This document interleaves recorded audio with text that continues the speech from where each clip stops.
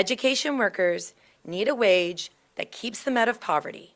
Students need improved services to thrive in the classroom. Those are the two planks of the deal we've been pursuing for over 5 months. From the very beginning, I've been clear. We're fighting for student success and good jobs.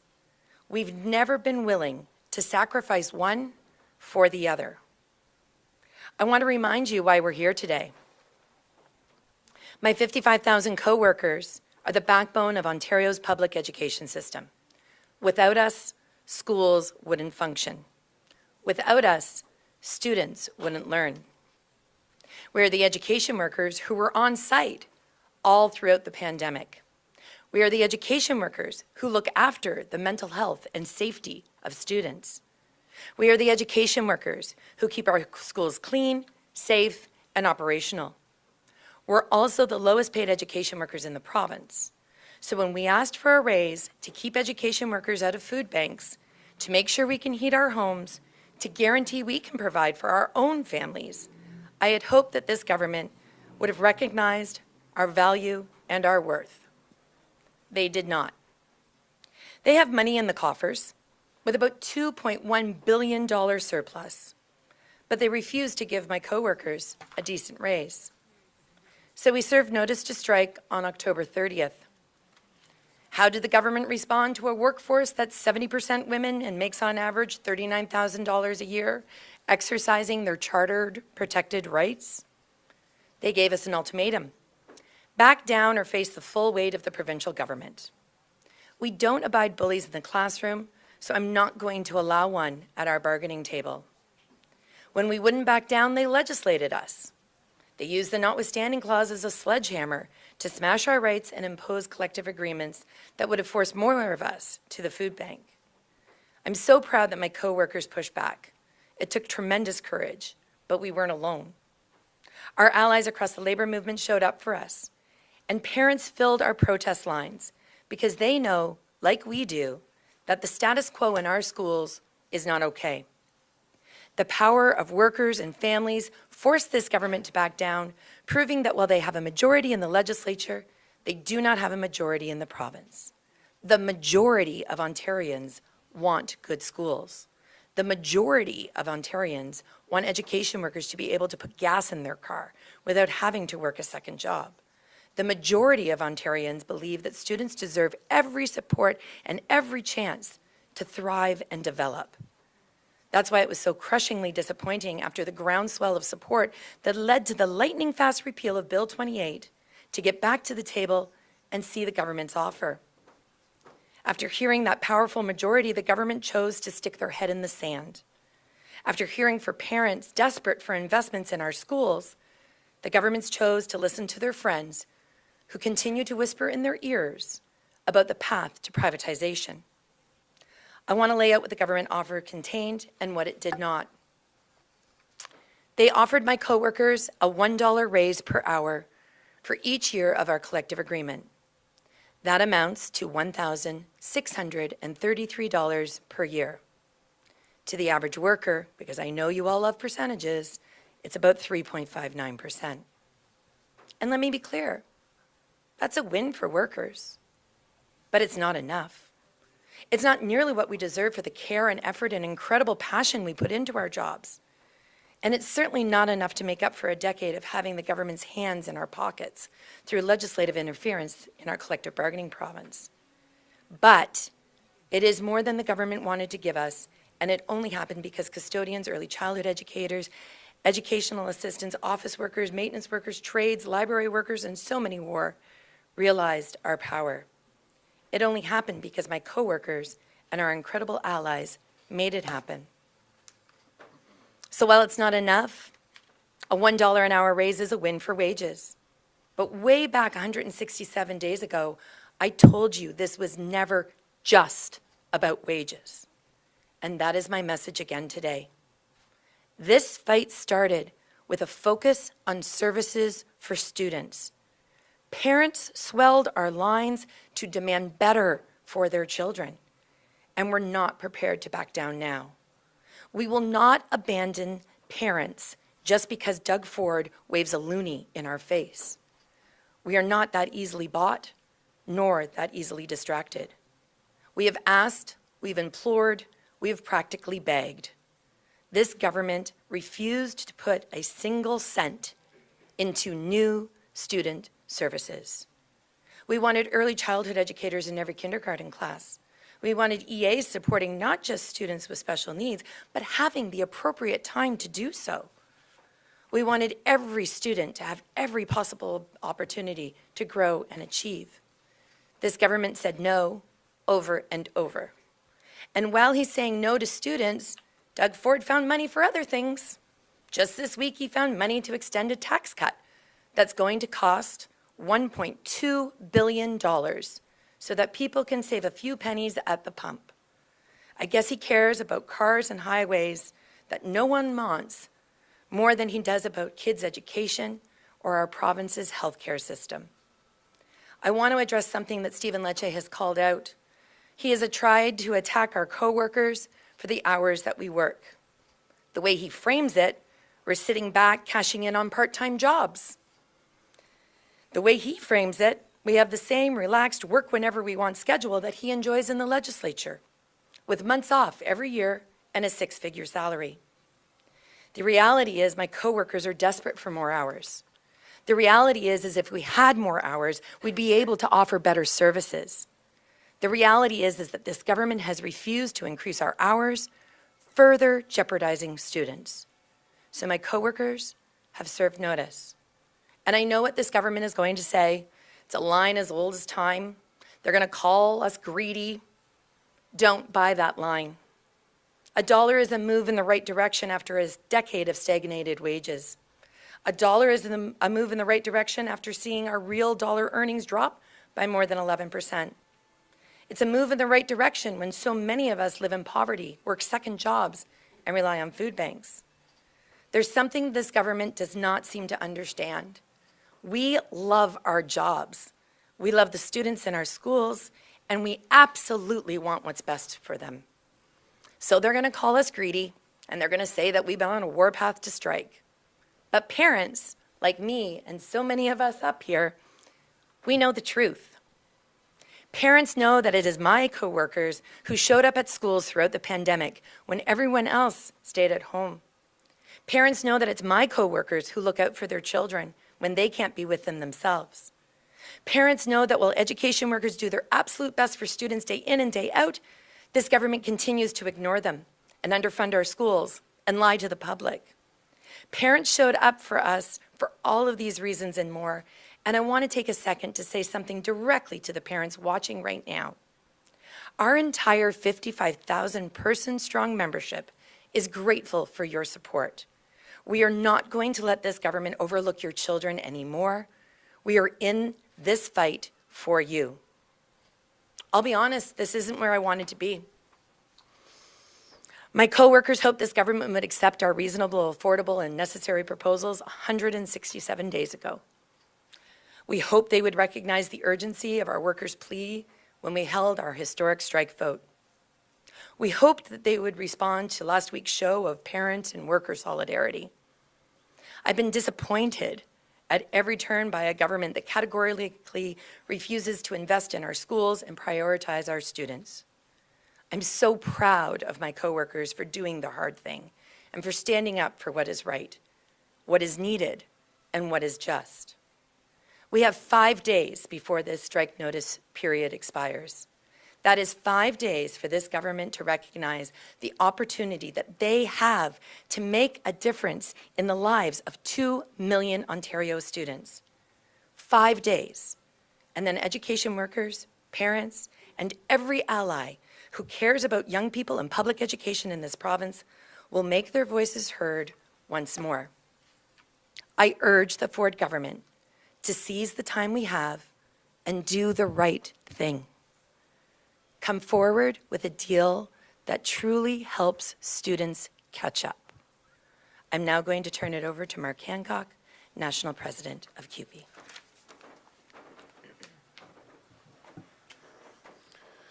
Great, thank you, Laura. And I'm here with Candace Rennick, our National Secretary Treasurer. And before I get into my comments, I want to thank all of the people up on stage with me, the members of the bargaining committee of the OSBCU. You know, it's thankless work quite often, and this group of leaders has shown incredible leadership and understanding of what our members are going through across the province. I want to thank all of you personally for that work. So let me start off by saying nobody's exactly sure what's going to happen over the next few days, but we do know a few things for certain. We know that our 55,000 members in the education sector across Ontario, out of all of them, not one of them wants to go on strike. Going on strike is always our last resort, and it's never something that we take lightly. Our members would much rather be in schools working and helping kids succeed in their classes than walking a picket line. I can tell you that much. Another thing we know for certain is how deeply all of our members care about public education in this province. They care deeply that every kid in our school has their needs met. They care that every school is clean and safe and a good place to learn. They care that every kid has the support that they need in class to succeed and to thrive. And let's acknowledge that good quality public education costs money. But families, parents, and workers all agree in this province it's worth it because it's for our kids. And we also know that underfunding education has its own price. And that cost doesn't just show up in the ledger at the provincial legislature. That cost is reflected elsewhere. We see the cost of underfunding when we help vulnerable kids, when we see that they aren't getting what they need in schools. We see the cost of underfunding when there aren't enough staff to keep schools safe and clean. We see the cost of underfunding when we look at the people who look after our kids at school, and they have to get a second or a third job, and they still have to utilize food banks across this province. When this government underfunds education, it's the kids and the workers who look after them that pay the price. We're standing here today because that has to stop. I've said this before, but I'll mention it again. CUPE isn't just the largest union in Ontario. We're the largest and strongest union in Canada. When this government tries to bully 55,000 education workers here in Ontario, all 715,000 members across this country will have their back. And as we said all along, we're going to back Laura, this committee, and our 55,000 education workers all the way to the finish line until they get a deal that works for everyone. That is exactly what kids, what parents, and workers in this province deserve. And we're going to stand by and make sure that they get it. Our committee and our union remains ready to get this deal done and find our way to an agreement that works for parents, for kids, and for workers. Thank you. Next is Fred Hahn, President of CUPE Ontario.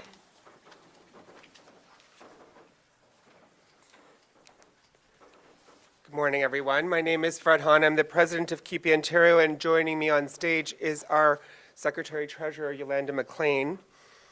Let me start by saying I'm disappointed, but not surprised that we've ended up here.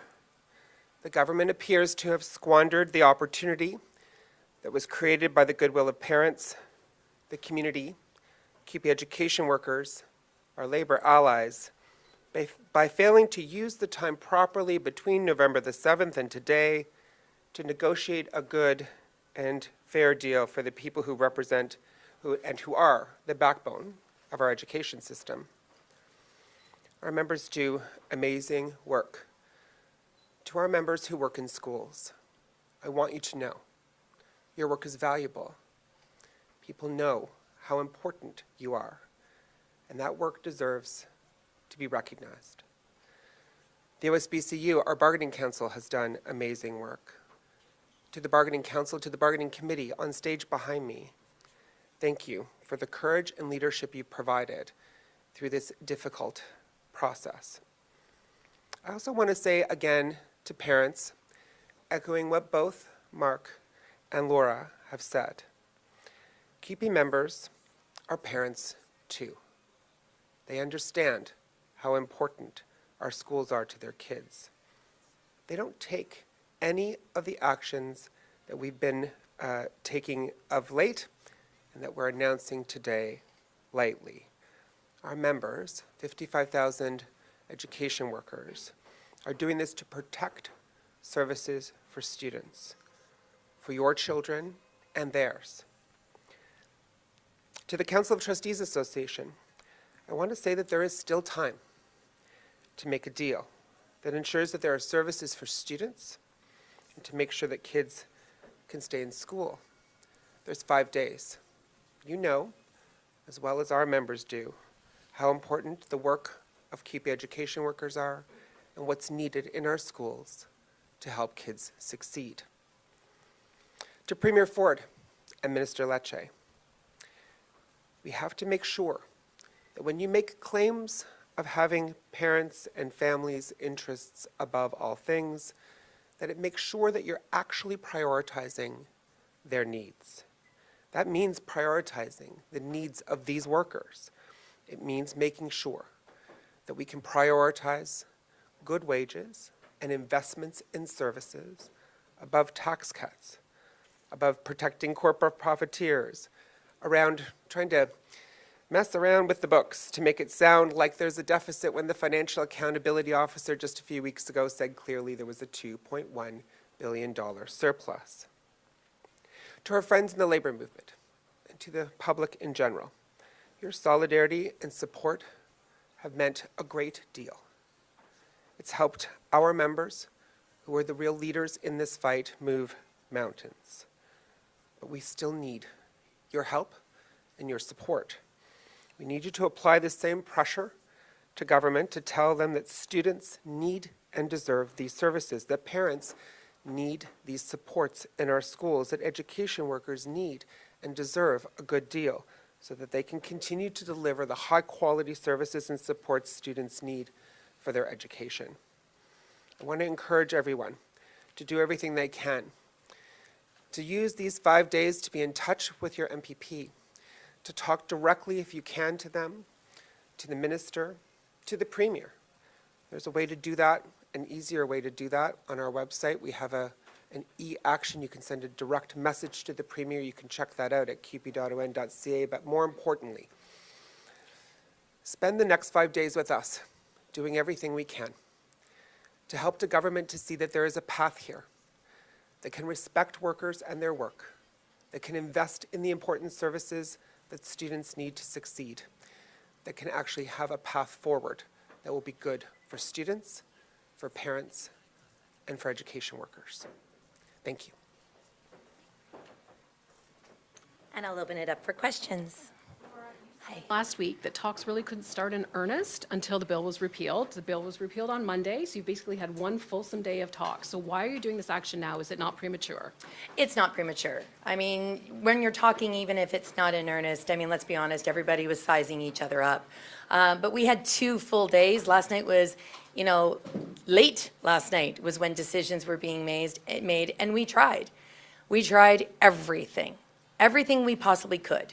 But what they want to do is give us the deal that they gave us back in 2019 with $1 on it and call it over. And we're saying, listen, we know that kids need services. Why are you not investing in those? Why are you putting more money into paying out parents in bribes than you are putting services directly in front of our students? I mean, your paper ran a really good article on private tutoring that says this isn't working. And yet we just need them to put the money in place so that people could have more EA support, more ECE support. And they're saying no. But given wages are all often the most contentious issue, and it seems like you've come to middle ground, you say you've come to middle ground on wages. Are you okay with what the government's offering? And why not stay at the table and try and hammer out these other issues, which typically are secondary to wages? So we have made moves, they have made moves, but this has never been just about money. That's what the premier and the minister want you to believe. That this is all about money in our hands. This has always been about the services. Be it, an ECE for a kindergarten, extra cleaning in our schools. I don't know if anyone's heard about the crisis that is happening right now for our children. We don't have enough people in the schools keeping them clean because that money is gone. So while, yes, we need a wage increase, every single one of our members is working for free, overtime, working to their ends of their days, trying to keep up because this government doesn't want to invest. Imagine how healthy our children would be, how caught up they would be if the government invested directly in our schools instead of putting it out to profiteers. Laura, less than. What does Monday look like? What should parents be preparing for? Is this going to be a full strike if nothing happens? It will be a full strike on Monday. But our goal is to get a deal done. I think it's unfortunate that you have to serve notice before anyone believes you're serious. You shouldn't have to remove your services for someone to value them. And I'm not sure why every single time we're in negotiations, we have to get to this point before the government understands. They have had 167 days. Why are we holding out? Just following up on Chris's question, I'm just a little confused. So in the release, you say you've reached a deal on wages, but what you're just saying sounded like you're not happy with the wages. Where are we? We have been told that this is where the wages are going to be. The workers decide on whether that's going to be accepted, not the bargaining team, right? So it will have to go back to the members. Once a tentative deal is in place, it'll become part of a full package for the workers to ratify. But what's missing before we can even get to that point is absolutely no new services for our children. And that has always been a huge part of what we've been working towards. But you would recommend, to the members. A wage increase doesn't help if you're going to lose your job. A wage increase isn't going to help when you have school boards that are finding ways to get rid of people. A wage increase isn't going to help if your hours get cut. It's a full package. So wages is not good enough? That will be determined by the members. But in terms of what your bargaining committee is going to recommend, We aren't recommending anything but have a tentative agreement. Can you just elaborate a little bit on the services? What are you talking about exactly here? This is the impasse. Describe to me what the issues is. Absolutely. I can't wait to actually describe it because I can go into great detail. Let's start with our youngest learners. Those little ones that are 4 and 5 years old in our kindergarten classes, who literally the majority of their life has been under a pandemic. There are kindergarten classes that don't have a DECE in them, which is the cornerstone of the play-based learning structure that we have, because it saves money to do an SK1 split. We need an early childhood educator in every single class in this province. Let's talk about EA supports. Just today I had got received from a mom, an update that she is still sitting outside of a school in Toronto Catholic District School Board because there's yet to be an EA provided to her daughter who requires personal care supports in order to attend school. So that mom is sitting outside of the school so that her daughter can text and say, hey, Mom, can you come in and help me eat? Hey, Mom, can you come in and help me use the washroom? What dignity is there in that? And why are we not investing in EAs? Why are we investing in private tutoring when there are multitudes of EAs and other staff that can do those supports? Let's talk about custodians, maintenance, trades. Right now, we are in a crisis when it comes to children and illnesses. Where do you think they're catching them? They're catching it at school. Did you know that the money for the enhanced cleaning is gone? That it was never put towards any of our people to do that work? And did you know that the enhanced cleaning money only really worked out to a couple of hours a day? I don't know if any of you have been in a school with a lot of little ones. We need more people there. We work in the schools. We see the state of our schools. And we know that parents are clamoring for services. And yet this government claims that they can't possibly do this. We asked for $100 million. They paid out $385 million in bribes directly to parents. Laura, 2 days ago, after Bill 28 was repealed, I asked you about this very possibility, and you said that it would have to be in response to something. But it seems like there has been at least some progress. So what precisely is this kind of, extreme step in response? The response Yeah. is because of the government's unwillingness to invest in the services that children, students, families, and our workers need. And what do the next 5 days look like before Monday? We are ready. We You're are still here. negotiating as well? We're not going to stop. We haven't ever stopped, right? We've been here. Some of us have been here. I haven't been home in 6 weeks. We're dedicated to get this deal done. But we have said all the way along, a deal would be done when there was a wage that met what the workers needed and provided the services that students and families deserve. This isn't just about union workers wanting more money in their pockets. This is about them wanting to be able to do their jobs. And I don't understand why this government cannot see through to the fact that this is a win-win-win for everyone, for workers, for families, and for this province. And last I checked, the mediator wasn't too pleased about, Oh, the mediator's been not too pleased with me several times in my career. so are you going to continue talking? I'll be like this? okay. Are you going to keep talking like this till Sunday? Absolutely, we're going to keep talking. Okay. You know, and listen, I don't envy a mediator. You've got a whole lot of strong personalities that you're going back and forth. It's probably not the easiest job in the world. Laura, the 3.59% you mentioned earlier, is that, can you explain a bit of that? Like, is the two-tier? No, it's a flat rate of $1. So the government has backed off the two-tier and they've offered one? $1 So that Per is- year, per hour per year. yes, but. A dollar a year is not going to cut it, but yes. So that is some progress, right? Absolutely. From what, in the last 36 hours? So imagine how quickly this deal could get done if we just put some money into services. So is this a bit of a pressure tactic and you're hoping for a $11 deal like 2019, or? There's always going to be pressure tactics when you're negotiating. Obviously, there's not enough right now, or else it would be done. This could have been settled last night. We could have been standing in this room today announcing that there was a deal we were going to be taking to our members. So how many, like, you're talking about like the services you need, for example, in the early childhood education, how many do you need to get to where you want to be? Like, how far away are we? I believe when we looked into it, it was about $38 million would pay for a DECE in every classroom in the province of Ontario. Per year?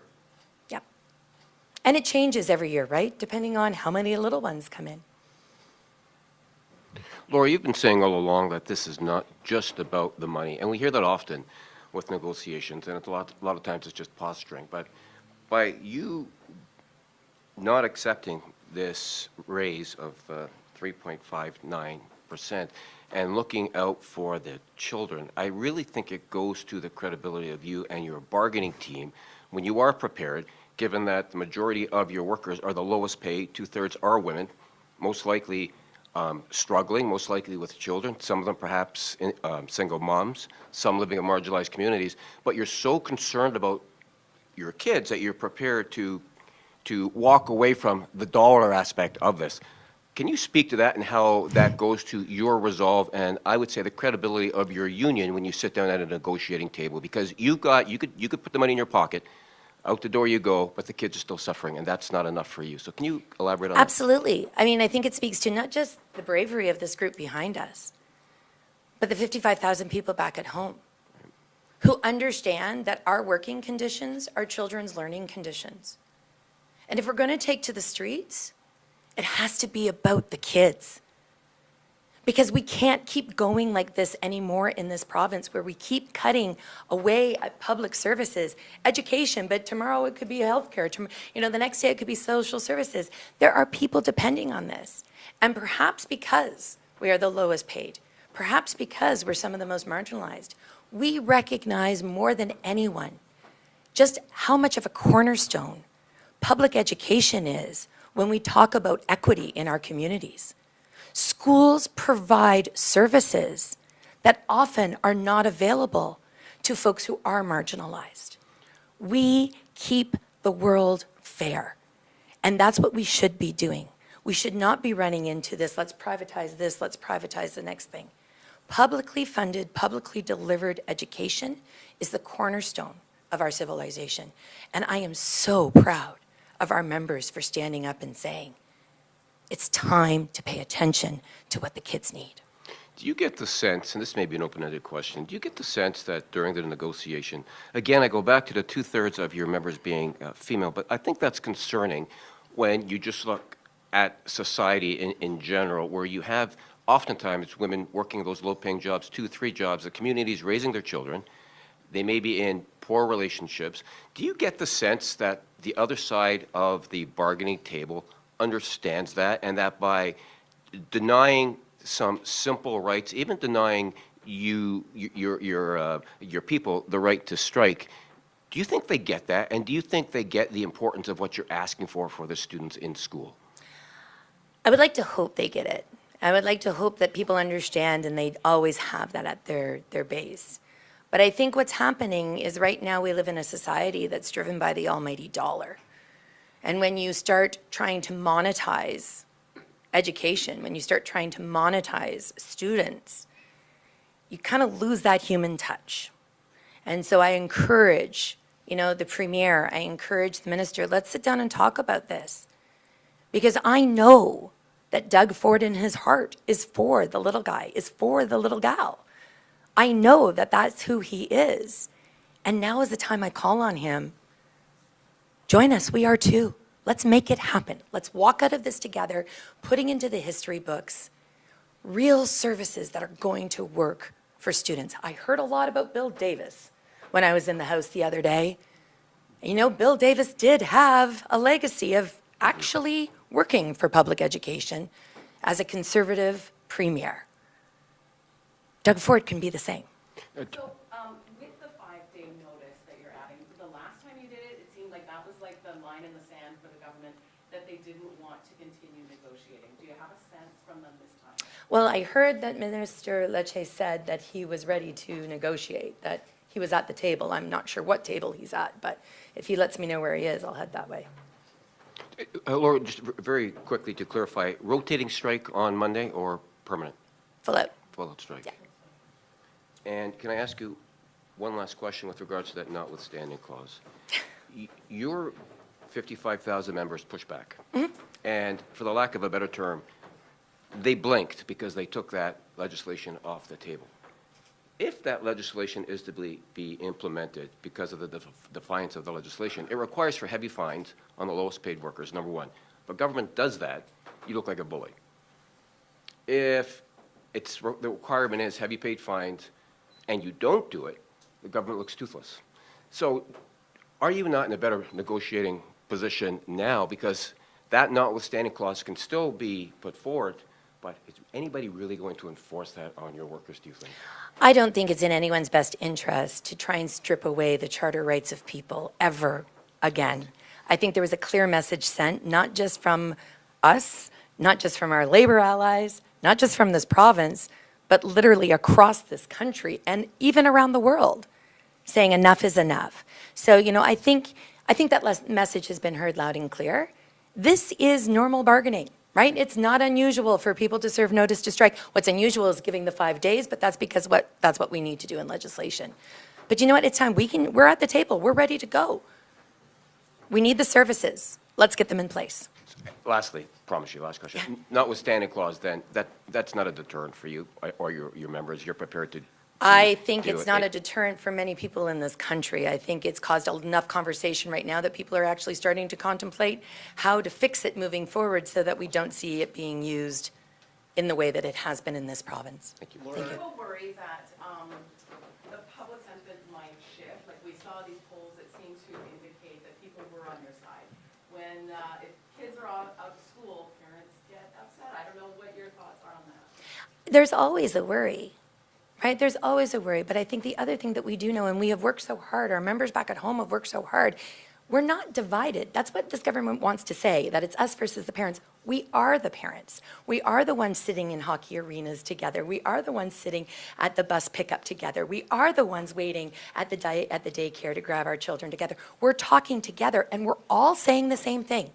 This government is failing children.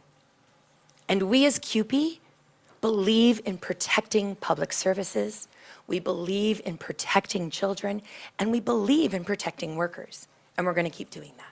Laura, a lot of the unions and other labor groups that rallied behind you 2 weeks ago, I think. Time flies when you're here. Exactly, we're having fun.